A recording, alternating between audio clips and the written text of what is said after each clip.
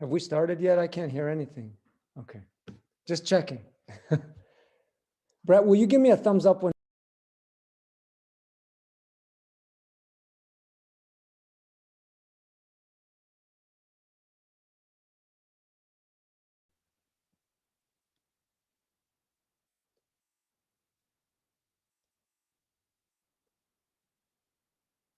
Okay. Good evening and welcome to the Wednesday board meeting for February 24th. I'll read a little disclosure. The Sahuarita board members and district administration are participating in the meeting in a central location due to the pandemic. The meeting will be live streamed by use of YouTube for public to view and or listen to this meeting. If you need accommodations, please contact Betsy Palacios. Email bpalacios@sahuarita.net. A link has been provided for any call to the public comments. 10 minutes will be allowed for reading the comments at the meeting. Any comments not read during this agenda item will still be entered into public record. We will adhere to all board meeting procedures to the extent practicable. An audio recording and or a draft copy of the minutes from this meeting will be available to the public. We apologize in advance for any unforeseen difficulties and ask for your patience as we navigate. Thank you. We will do roll call. Ms. Palacios. Governing Board President Kevin Opalka. Here. Governing Board Clerk Denise Reese. Here. Governing Board Member Sherry Lowell. Here. Governing Board Member Dr. John Sparks. Here. Governing Board Member Nicole Warner. Here. District Administration Superintendent Dr. Manuel Valenzuela. Present. Assistant Superintendent Scott Downs. Here. Assistant Superintendent Brett Bonner. Here. Chief Financial Officer Lisette Huey. Thank you very much. We'll move on to the regular approvals. 2A, the approval of the agenda. Dr. Valenzuela. Yes, sir, President Opalka, members of the board. I recommend your approval of the revised agenda as it was presented. I have a recommendation. Do I have a motion? So moved. Second. I have a motion and a second. Any discussion? All those in favor? Aye. Aye. Any opposed? The same. The motion carries. We'll move on to the approval of the minutes. Yes, sir, President Opalka, members of the board. You have in your packet draft copies of the minutes from the regularly scheduled meeting of the board back from February 10, 2021. And after your review and consideration, I would recommend approval at this time. Thank you very much. We have a recommendation. Do I have a motion? So second. A motion and a second. Any discussion? Okay. All those in favor? Aye. Aye. Any opposed? The same. Okay, the motion carries. We'll move on to the ratification of the vouchers. Ms. Huey.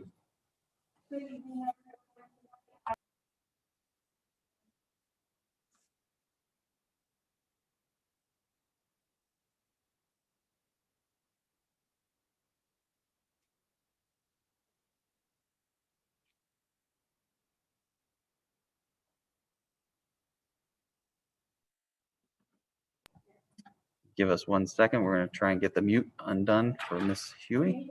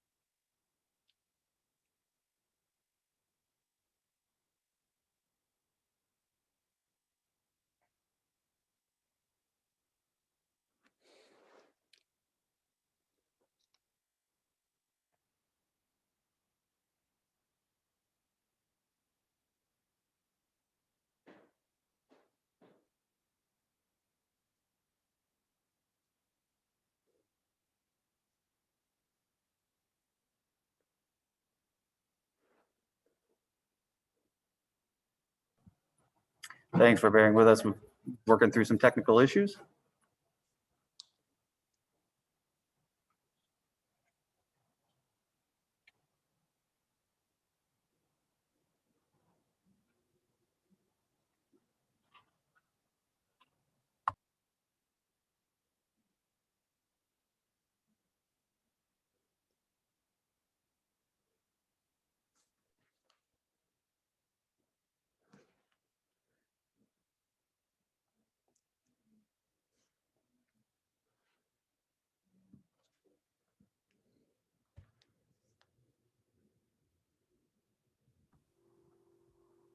Good evening, this is Lizette. Can you hear me now? Great. Sorry, I'm under Betsy Palacios. I apologize for the inconvenience. So we're just switching gears here. And so thank you for the flexibility. Tonight, I'm recommending payroll ratification of payroll voucher number 16 in the amount totaling $1,729,359.39.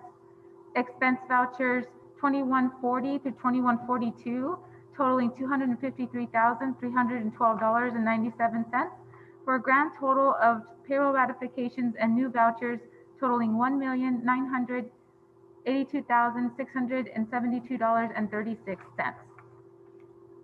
Thank you very much. We have a recommendation. Do I have a motion? So moved.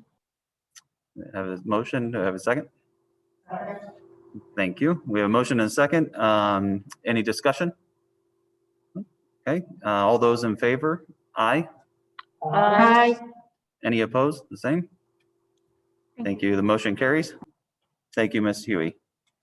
We will move on to the superintendent's report. Dr. Valenzuela. Yes, sir. Thank you, President Opalka, members of the board. As always, I have a few things to highlight, things that bring me great pride usually, and this is no exception today.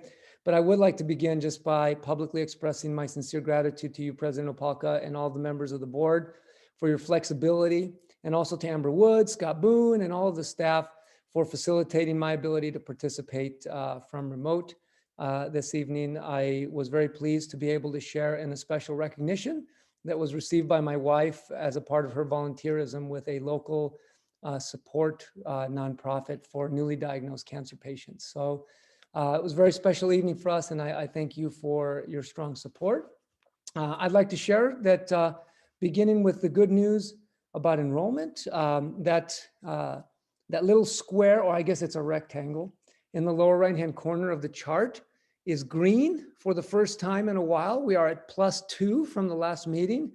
And hopefully that signals a kind of a redirection and a continued positive trajectory in terms of our enrollment numbers.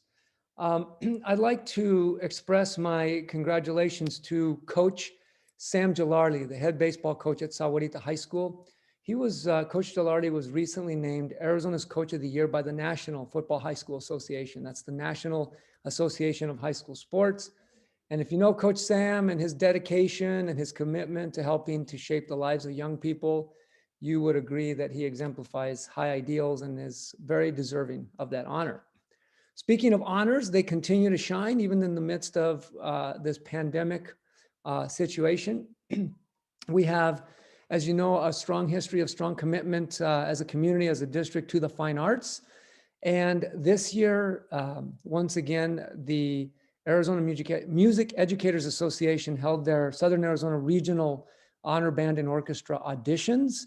And once again, even in the midst of new circumstances, our Sahuarita and our Walden Grove High School students shine brightly like stars that they are. Coincidentally, both schools, this is like the all-star team of Southern Arizona High School musical arts, instrumental arts. And each of our schools had 11 musicians that qualified for the Southern Arizona Regional Honor Band and Orchestra. So kudos. And we know that that's a community effort. We've heard a lot over the course of this pandemic about frankly, the toll that this situation takes on all of us socially, emotionally, and in terms of mental health. And we've worked with intentionality with our broader community, the Better Together Coalition, and local professionals in our area that share our commitment to finding common ground and helping our students thrive. And speaking of thrive, we are initiating a program called Thrive Resilience Course. This program was collaborated and brought together by Mr. Bonner with some of those other community agencies that are a part of our collaborative, along with Ms. Jess Beignet, our Student Services Director. It's exciting. We're going to tap the expertise of Dr. Leticia Ballard, who a lot of us know well, is a accomplished and licensed psychologist, and she's going to deliver this program, which focuses on self-esteem, confidence, social emotional strength, healthy lifestyles, decision-making, problem solving, all of the things that are always important and important on even a heightened level in these current times. You might remember last year that one of our own members of our faculty, Brittany DeFazio at Wrightson Ridge, was a winner of the prestigious United Way Literacy Champion Award. I was honored to be at that breakfast. I think it took place shortly before everything shut down. Well, this year it's a little different. It's virtual, but once again, what's the same is Sahuarita continues to shine. Marcy Wagner, another one of our faculty members, was named a finalist for the same award. So we'll see how that goes, but we're very proud of Marcy. And lastly, I would just end on a somber but also grateful note. Some of you probably remember Dr. Stephen Uhl, UHL, is a retired gentleman who lives in the Pima County area.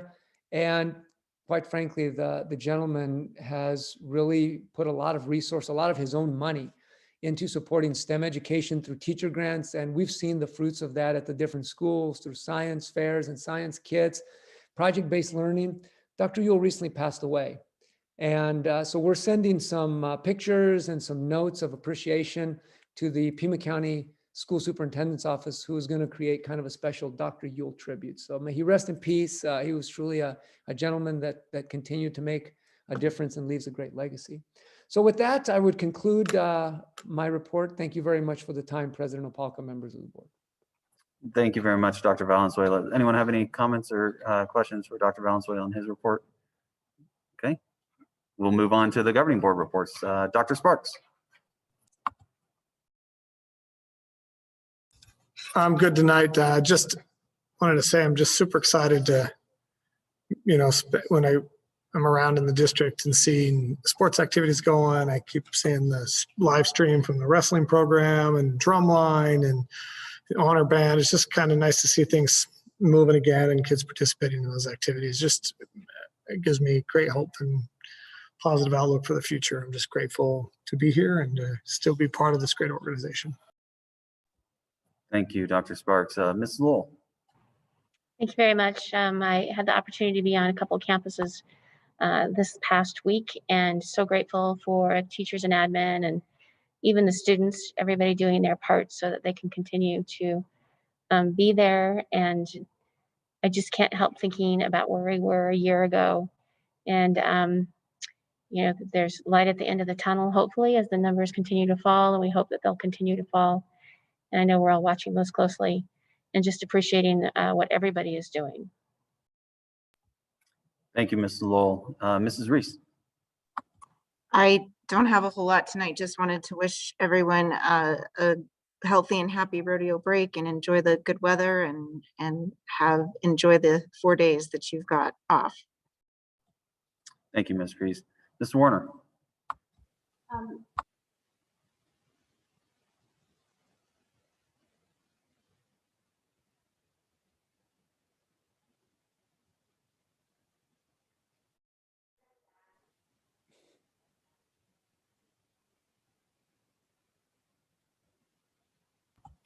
As everyone else said, we've get back to school. Thank you, Ms. Warner. I don't have anything to add this evening, so we will move on to the recognition of the community and staff. Actually, that's nothing, so sorry. We'll move on to the call for public, call of the public. Do we have any call of the public tonight? No, Mr. President, there is no call to the public this evening. All right, thank you very much, Mr. Reese. We will move on to new business. looks like budget report will be the next item, 8A. Ms. Huey. Good evening, governing board members, members of the community. Included in your board packet is the monthly board report ending January 31st, 2021. And what I look at is I'm usually looking at the general budget, the GL budget, compared to the year to date. And we are less than half of the expenses. So we are in line given the time frame of our budget. And I'm happy to answer any questions that you have at this time. Thank you, Ms. Huey. Do we have any questions for Ms. Huey? Seeing no questions, we will move on. Thank you very much. Thank you. We'll move on to new business 9A, the presentation of research request from the University of Arizona. Dr. Valenzuela. Thank you, President Opalka, members of the board. Before I make my introductory comments, I'd like to introduce Doctors Vicky Lai and Dr. Ekaterina Delikishkina, two members of the faculty from the Cognitive Neuroscience Language Lab at the University of Arizona. You know, we, I think historically have a tradition and a history of valuing, supporting important research that's going on at our fine research institution a few miles north of us. We believe in finding common ground. We value quality research, and we're looking for work that has potential to inform the field. And I think that's what the two doctors are going to talk to us about here this evening, just from the point of clarification and understanding. Generally, when somebody requests to do research, we obviously look at its connectivity to potential to inform the field. We look at in other words, we look at the value. We also look at the time investment and look for stuff that has seamless implementation and frankly is not overly disruptive for the benefit of the normal operation of the schools. And another thing that we've always established as kind of a norm, at least for sure under the last 10.5+ years that I've been superintendent, is if something involves students, even though we know that those of us familiar with the University of Arizona, that they have layers upon human subjects protections and things like that, that if it involves students, we want to make sure that the governing body has oversight of that. So that's why we're here this evening. I will let the good doctors introduce their project and tell you a little bit about what they're doing and how it could potentially support our participation.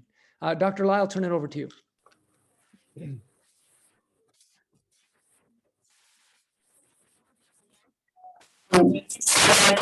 Researcher, Katya here. She's not turning her camera on only because she's got sunscreen in her eye.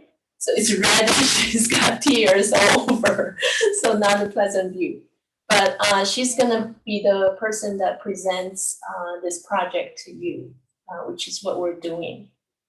Katya, do you wanna share screen and show the board members the slides? Okay, let me see if I can share the screen. Does everybody see it now?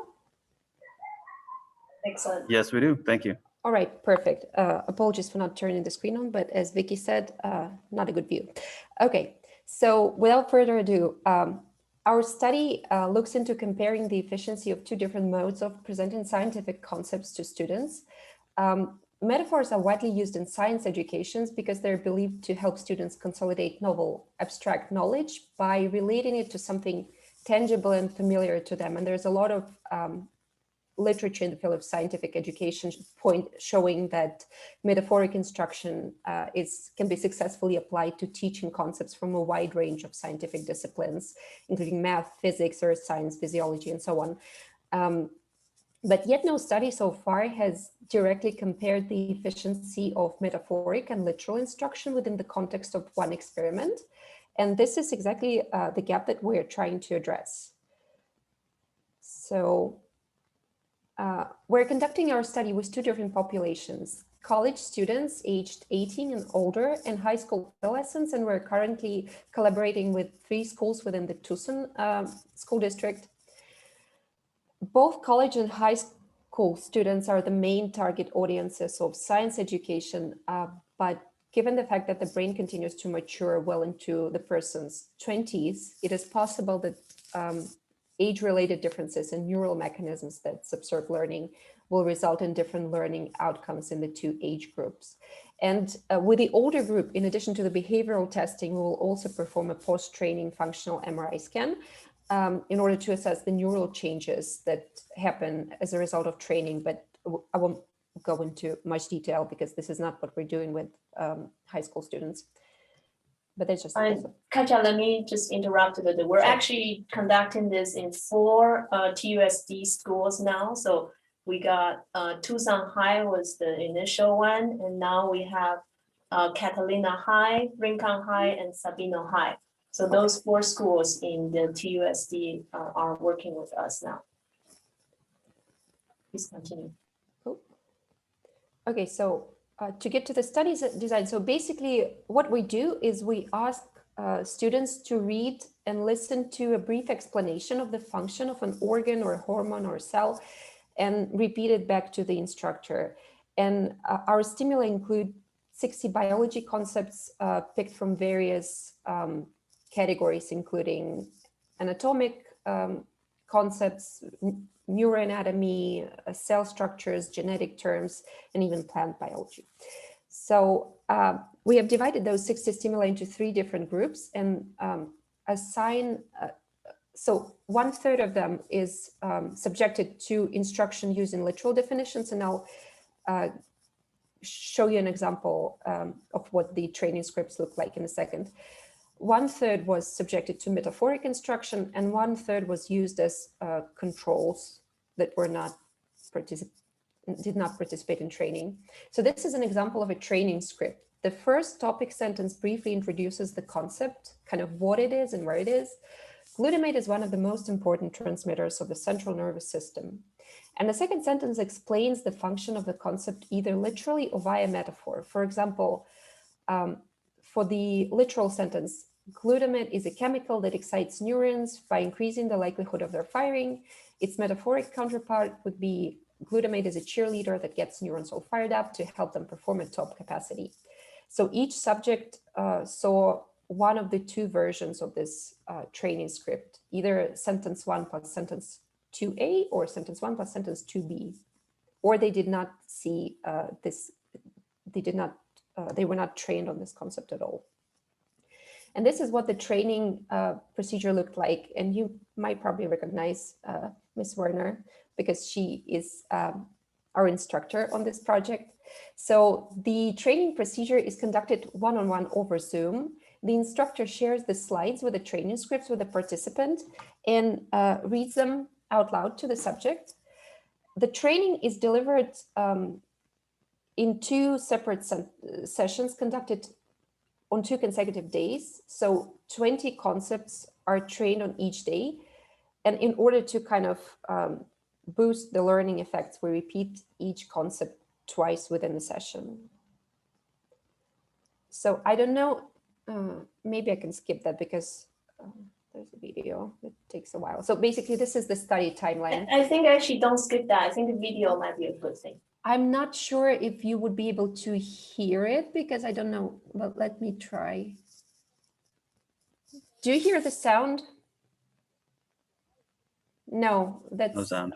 I think No that's the sound, problem. but that's okay. You can see that basically Katja is basically instructor and the student on the different screen. It's just like us. We're doing this via Zoom.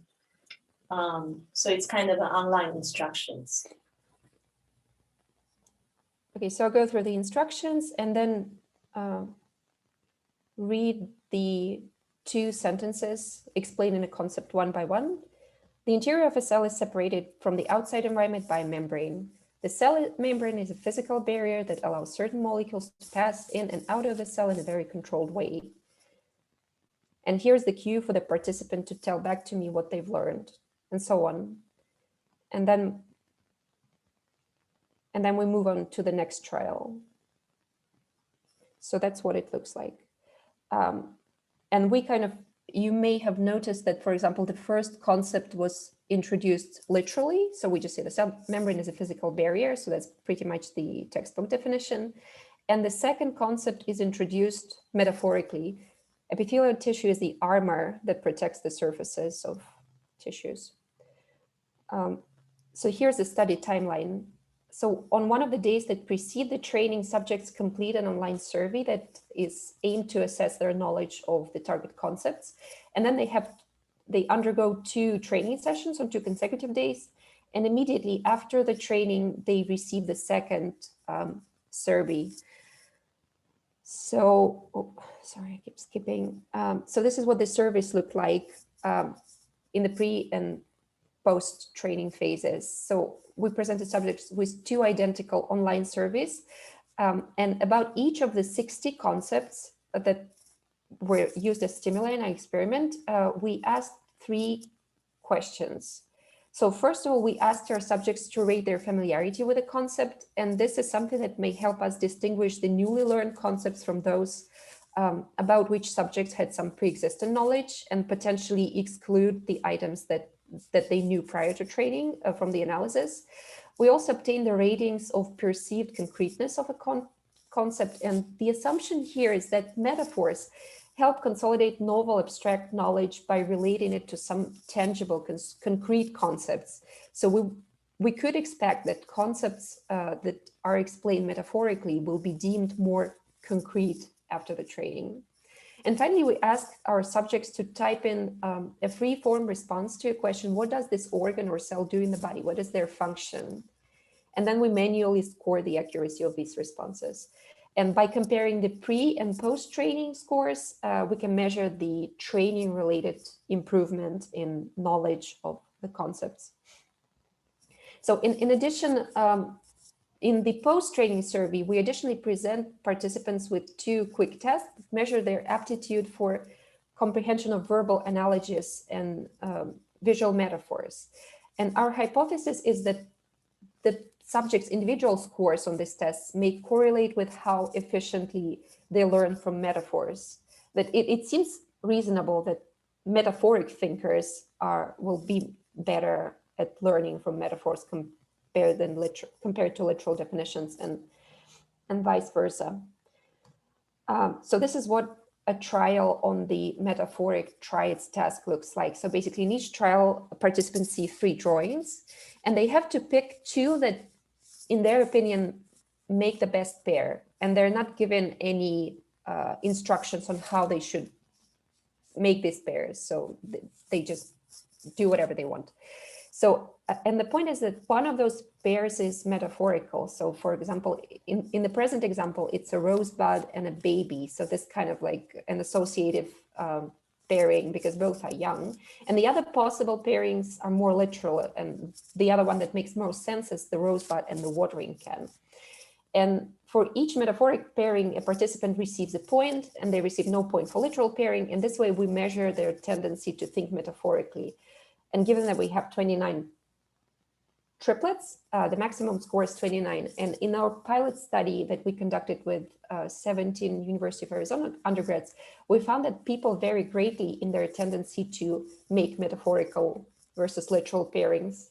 So, and their scores ranged from 1 to 28. So they're kind of all over the place. And the other short test that we're conducting is this classic kind of verbal analogy comprehension test, which asks subjects to assess the statements of the kind like A is to B is what C is to D. So they have to determine whether those analogies are valid. For example, an answer is to riddle is what a key is to a lock. And this is true. There are also false analogies, such as ash to fireplace is what harness is to climber. And this analogy doesn't really make sense. So we also rate our subjects on their ability to comprehend verbal analogies. So our research questions are the following. The first one is, first we aim to experimentally put to the test the kind of conventional wisdom of science educators that suggests that metaphors improve the students' learning outcomes. So we'll compare whether the students improve more on following literal versus metaphoric instruction. Second, we want to see whether the type of training interacts with the amount of time that passes between training and testing. And here our hypothesis is that maybe, even if we don't spot any differences between the effects of literal and metaphoric training immediately after overnight consolidation in the longer term, metaphors might help knowledge stick better. So we might observe the interaction between the effects of training type and the type of delay between train and test. And third, we want to see how the learning outcomes correlate with subjects' aptitude to understand analogies as metaphors, as I've just mentioned. Fourth, we want to test if the two age groups show any significant differences in the learning outcomes, because from the literature, we know that the ability to process metaphors, to learn from metaphors, appears later in the development than such basic language comprehension skills as, say, grammar. And the fifth goal pertains only to the MRI study. So in this study, we will use the data that we collected in the scanner to compare the neural activations during the presentation of literal and metaphorically trained concepts. And we will see if we can spot any neural signatures of grade of concept consolidation following the metaphoric instruction. And that's it for me. Thank you. Just to reiterate, just to emphasize that the fifth one is for college students. So Yes. We're not putting high school students in the scanner. We're just using Zoom completely for the high school students. Okay. Thank you. We're ready for questions. Dr. Lai, this is Manny Valenzuela. Could you talk to the members of the board, please, just about a little bit about the logistics, if approved for implementation in our two high schools, Walden Grove and Sahuarita, logistically, how the process works? So what we're asking the high schools to do is basically to send out a flyer to the students, and then the students would actually sign up voluntarily if they want. And so they would go through the training as Katja just laid out, like several days. Each day is like 30 minutes, maybe. Katja, do you know, like 20 to 30 minutes? 20 to 30 minutes, yeah. Each day. And then when they're done, well, actually, I think I didn't go to it in sequence. So after they sign up, they have to sign consent forms, and their parents have to sign consent forms. So they're actually multiple, like 3 documents, I think. And then only after everyone is agreed to do it, will we start, asking the parents or the students to sign up on our time slots. And so then, the research assistant and they do the training, and then at the end, we do pay $40 to each participant in the form of a gift card. So we do so right away, like as soon as I receive the confirmation that the student has taken the post test, like the whole study is completed, then we immediately pay. That's basically the procedure. And they can, if they don't feel comfortable at any point during the study, they can drop out anytime. That is not, there's no. No coercion. Exactly. Yeah. And the gift cards come from Amazon, so they can spend them on whatever is available on Amazon. And we can send them either to a kid or to a parent, whatever we have agreed on at the beginning of the study. So members of the board, before I recommend anything, just a couple of comments. One, hopefully in keeping in mind the filters and the criteria that we use, a few points. One is the study has very little interference in the normal operation of schools. It's basically the established communication protocol to raise awareness of this opportunity. Two, it does provide interface for high school students with the University of Arizona, with real live research that's taking place, provides them with a chance to take part. I think it is a meaningful study. I am a proud secondary level science teacher by training, and I'm very much fascinated by what you're trying to find out, because sometimes the abstractions of science do create sometimes those perceived and real challenges that people have in learning science concepts. And I think what you're doing has a potential to really inform the field in a very empirical, scholarly type of way. And as you heard, there are multiple already established checks and balances and institutional review controls to make sure that nobody gets to do this unless either the student, if he or she's an adult, or the parents, if they're a minor, are involved in the decision making. So it meets our criteria. Our research committee reviewed it and was supportive. And so after hearing this information again, I would recommend your approval of this research study with the University of Arizona as presented.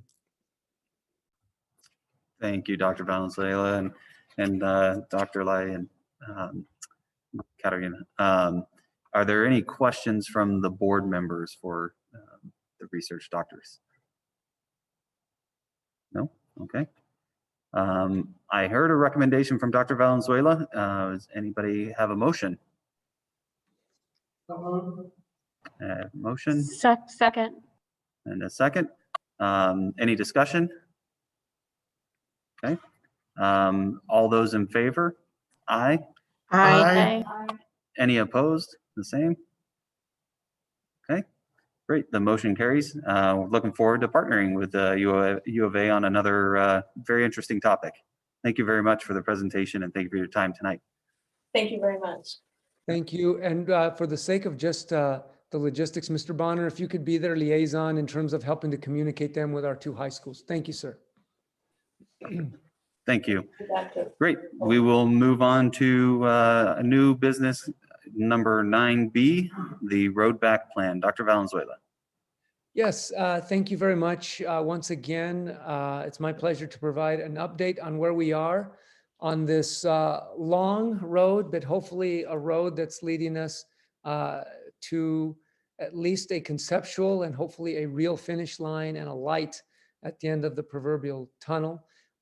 We see signs that that's certainly a possibility by all of us working together. First point in terms of my update is that we have fully transitioned back to hybrid learning across all grade levels, K through 12. I can share that my observation has been very encouraging, and I've gotten the same briefings from my senior colleagues and discussions with principal leadership, and just witnessing it around campus and talking to some of our governing board members who have been on campus, is that the mission is moving forward in terms of promoting distancing norms. The class sizes are conducive to that. The use of mitigation strategies like universal mask wearing is very consistent. The tracking and tracing situation has become increasingly more manageable than it was right around the Christmas time holiday. So things overall are running fairly smoothly. I would commend all of the principals, but in particular our high school principals, both Mr. Kanoip and Dr. Hill, for really overt efforts that they've made to support the distancing goals. We've talked about how just systematically at the traditional American high school, distancing is more challenging. And they've really taken some overt steps through various strategies, additional furniture, tables to eat, signage, and even spreading the area for dining for lunchtime. So that's going very well. Since we've been back, I check in with Mrs. Sarnacki, our district nurse, regularly. And I believe since we've been back, which is February 1st, we've had 5 cases that have been documented. They've been very quickly tracked, traced, isolated, quarantined, and frankly, have had a very nominal impact on the overall operations of the schools. Similarly, I'm proud to share that we've continued in partnership with the United Community Health Center to test all of our high school student athletes every Monday. Thank you, Mr. Downs, for your leadership with that. And we've done that 3 weeks. And I'm pleased to say each week, the number of positive tests has been 0. So that's all encouraging, and appreciation to the coaches, the athletic directors, the principals for their continued efforts to maintain fidelity to our mitigation strategies. We know that that's so important to continue to minimize those likelihoods of transmission. Again, strong mitigation, the masks, the distancing, the use of PPE. We can't let down our guard. And so again, just grateful for the implementation of the hybrid learning. As you all know, the Centers for Disease Control released a report and a research study that was actually done by 3 of their scientists within the last 3 weeks. And basically, the synthesis of that very lengthy report was support for intentional phased return back to in-person learning. In other words, in-person learning is important. We all very much understand that for most kids, and just in general, it's the best place for most students to be, is in person. But the recommendation did come with some significant warnings and contingencies that we need to continue to focus on mitigation, that we can't let down the guard on the wearing of masks, on the use of PPE, on the cleaning, sanitation, and as they say, to the extent possible, the importance of maintaining distancing and avoiding closed, confined, crowded spaces, which we know that's not a perfect science. It presents challenges, and we work to navigate through them as best we can. I want to just go over again just a few decision-making norms, just so that we all are on the same page, and also the public is aware that these decisions are complex, they are multifaceted, they don't have simple yes or no answers all the time, but that we are working with sincerity and intentionality to advance the goal of safely moving us back to in-person learning in the most timely but safe manner possible. Our mantra continues to be slow and steady wins the race. We do evaluate multiple sources, including trends over time. We're not looking at just one number or one change. We're looking for kind of holistic trends over time in the context of our own community, our own management of the situation, the conversations with public health leaders and state education leaders. And it's kind of an ongoing determination. The other thing is that we do, and I think it's served us well, we've established a norm that when we make these big decisions, we do them slowly. So we don't necessarily bring everybody back at the same time. We bring them slowly and we phase them back. We evaluate what went well, maybe what needs to be refined. And then once we're satisfied that all of the inputs and the elements are successfully in place and the situation's well under control, then we bring in the next phase. And the sequence of that reintroduction has always been based on what our experiences and the data is telling us. For example, historically, and we heard this in the preliminary reports from the federal agencies and the state, that transmissions and cases among younger kids are less frequent than they are among older kids. So we go in that order again to manage that risk. Another point that I think is worth mentioning that came out of the recent CDC report is that the importance of community spread. That what we've heard is that transmission in schools, if you have good mitigation, is not super common. And we found that to be true, relatively speaking. But what happens is that if there's a rising tide of spread in the community, kind of like what happened in December and January, then what happens is the process of those cases cannot help but diffuse through the schoolhouse gate. And then we're managing a higher volume of cases and more quarantine and managing more staffing issues. And so it becomes more problematic. And frankly, we found that to be true in our own experience. So let's talk about currently what we're seeing. What we're seeing is that Thankfully, the dashboard is trending in the downward direction. The hospitalization rate, thankfully, last week, for the first time, we saw it change color to yellow, which again is still moderate spread or the moderate. But when you figure that about 5 or 6 weeks ago, we were like 4 or 5 times higher than we are today, we count our blessings and we keep moving forward. I continue to speak with the public health department, and I know there's been some communications about what directions or whatever they will or won't give. All I can say is that when I pick up the phone and reach out to them, they speak and they're very helpful. They listen to the feedback that I provide them about the elements of our mitigation, our plan, our cases, our tracking, our tracing, and they don't tell us what to do. That's not really their function, but they give good advice about the relative strengths and any concerns. So we will continue to take advantage of those resources of the experts in our community. In our report from Nurse Janine Sarnacki is that our case tracking currently is well controlled. The cases that we're managing are managed. People are doing what they need to do, the isolation, the quarantines. And so the situation is operating effectively and efficiently right now. Another positive thing is that the number of educators in this 1B group being vaccinated is continuing to go up, and the indication about the efficacy of these vaccines continues to be promising. We know there's still a lot of question marks, unknowns. It's kind of been the norm for the last 12 months. I know there's new strains out of different parts of the world that are a question mark, but the indication right now is that vaccination is a strong mitigation step. The rates are up. We initially did a survey led by Mr. Downs asking if people want to be vaccinated. As you recall, it seems kind of like distant history, but we were going to do this ourselves with UCHC. And so we know that about 78% of all of our employees said that they wanted to be vaccinated. And so we submitted those to the county.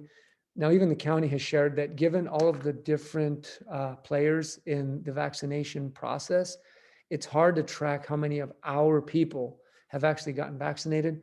But I think the intuitive, the outreach, the anecdotal, the conversations that myself and our team has had with various members of our staff, various schools and departments suggest, and not to mention the number of vaccines that the county's given to the 1B group, suggests that with very few exceptions, none of which I can think of, everybody that is in the group that has wanted to get a vaccine, they may have had some stumbling blocks in the beginning, but at this point, I believe everybody who has wanted to get a vaccine has been able to get into the queue. And if there's not, we are ready to help guide them and facilitate them. But the majority of our people, I believe, have received at least one shot. And we're even getting now to the point where people are getting the second one, which is also a point of encouragement.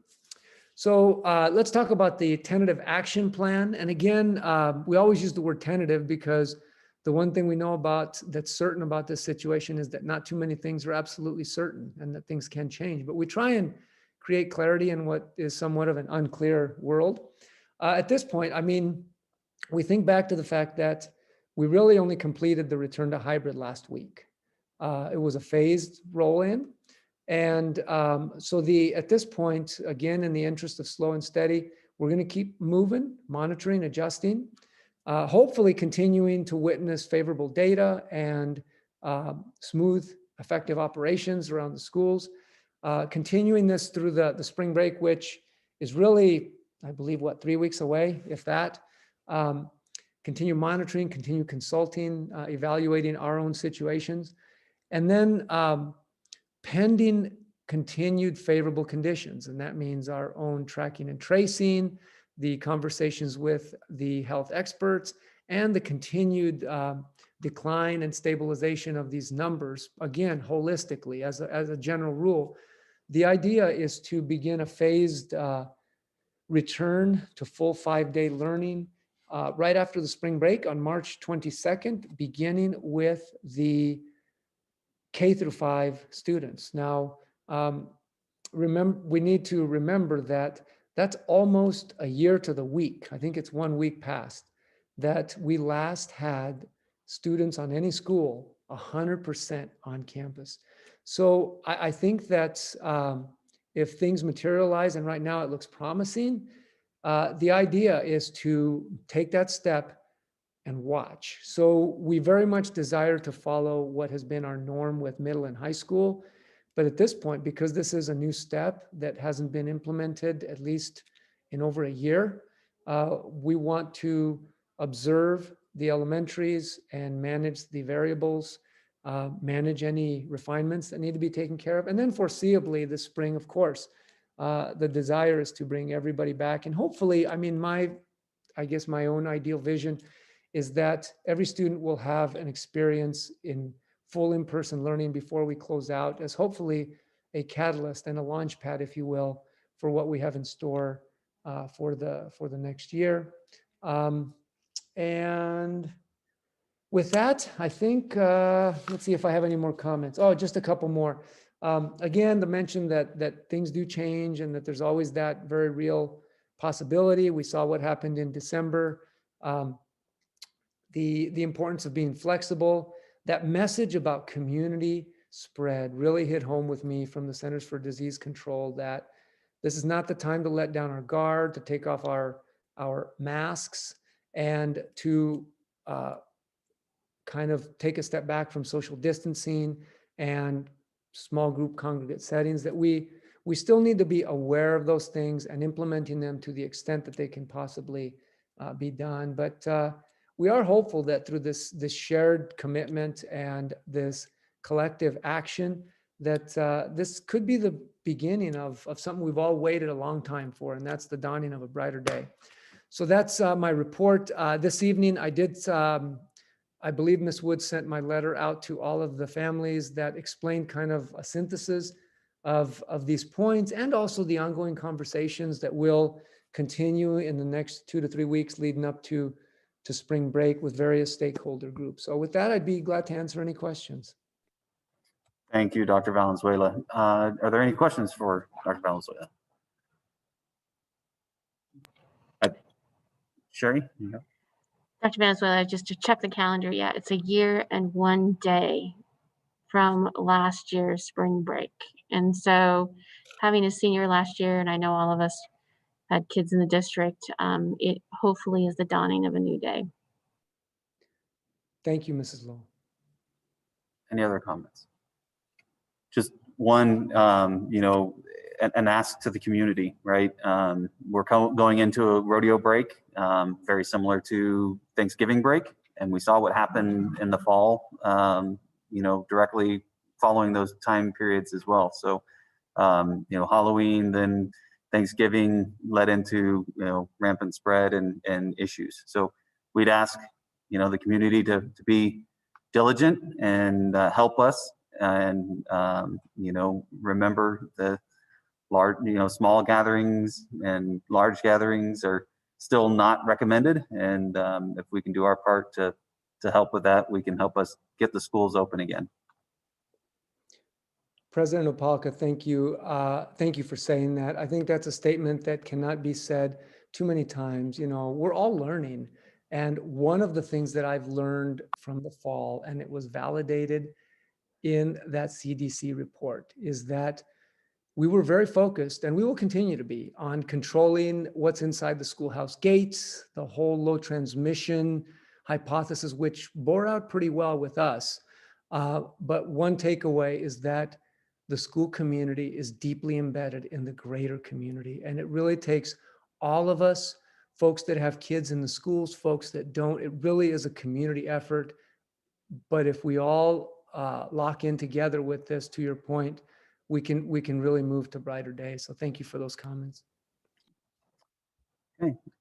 If there are no other comments, I don't believe that there's a motion or anything that we need there. That was just an informative presentation, right, Dr. Valenzuela? Yes, sir, that is correct, President Opalka. Then we will move on to the consent agenda, item 11. Yes, sir. President Opalka, you have, as usual, a list of routine consent matters that are allowed to be considered and acted upon in one motion. And I do recommend at this time the approval of the consent agenda in its entirety. I have a recommendation. Do I have a motion? Thank you. So moved. Second, A motion and a second. Any discussion? All those in favor? Aye. Any opposed? Okay, the motion carries. We'll move on to possible future agenda considerations. Does anyone have anything they would like to put it forward at this time? Okay, we will move on to establish the next board meeting. That will be March 10th here at the district office. And that'll be the only meeting for March, if I remember correctly.